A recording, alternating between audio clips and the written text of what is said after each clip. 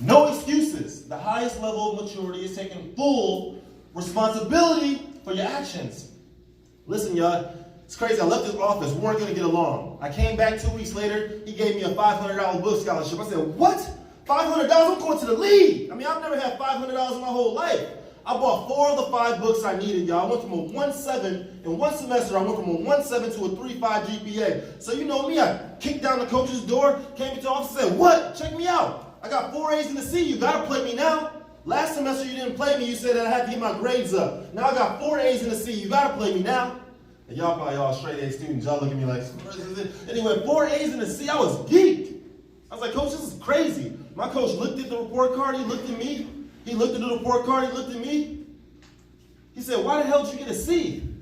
I said, why did I get a C? I just told you I went to alternative high school in Chicago, coach. It's cold out here, I ain't got no money, I ate the food, it fell out the door. I'm having a hard time adjusting.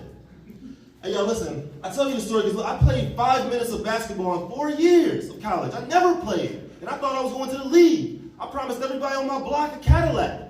I never played basketball at all in college. I was depressed. Man, I wrote a book about this journey of going from an alternative high school to college, and when I came back to Chicago, I was standing not far from here in front of Foot Locker, selling my books downtown on the corner. And somebody in Cook County Jail grabbed the book, and they was like, man, this is pretty inspirational. Will you come to the jail and talk to the 18-year-olds? And when I got to the jail, they said, oh no, not 18-year-olds, we said AT. That's an acronym for automatic transfer. They're going downstate for these heinous crimes for 30 plus years, 20 years for heinous crimes. Will you still talk to them? So when I got to the jail, you know, I went right to Facebook, by the way, too. No joke. I went to Facebook like, these people crazy. I said, they want me to come talk to people that's going downstate for 20 years for these heinous crimes? Man, they let them out their shackles. They came in the room like this. They let them out the shackles, put me in a room, and it was about 30 prisoners that's going downstate for heinous crimes. My life changed that day. My life changed. When they let them out their shackles, the kids ran up to me, the students, and I looked at them, I said, wow, the media makes people look like sociopaths. But when you meet these kids in Chicago, they had great smiles. It was like 14, 15 great smiles, great personality. Could have been anything they wanted to be in life. They had no positive role models at all. The mentors were the dope boys on the block, right? So these kids, so I just set the kids down and talked to them. I said, hey, y'all don't want to hear me speak like this. Hey, I just said, Markwell, why hasn't your life worked out up until right now? Why hasn't it worked out the way you wanted to up until right now? You know what Markwell said? It's cold out here, I don't got no money, I hate the food, the smell, I'm having a hard time adjusting. I said, that's my list. That's my list that I gave up, the list of excuses I gave my coach, that's my list.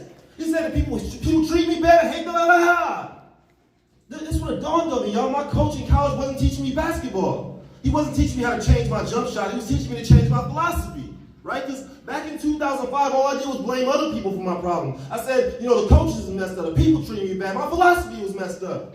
And I'm telling y'all this story about community engagement purposely. Because in Chicago, you just go ask somebody today, hey, why does your community look like this? Why is there so much crime in your neighborhood? You know what they're going to say? The city's messed up, the weather is messed up, the philosophy is messed up. Hey, our philosophy in my block, my hood, my city is simple. It's 14 words. These 14 words will save you thousands of hours of going to community group meetings.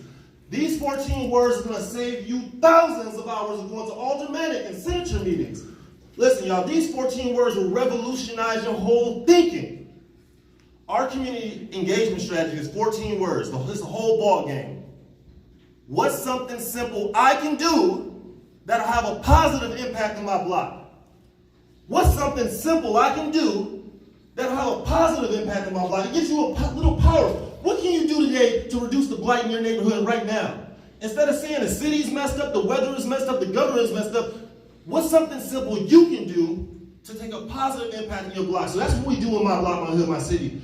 We take direct action in neighborhoods that have been neglected for far too long.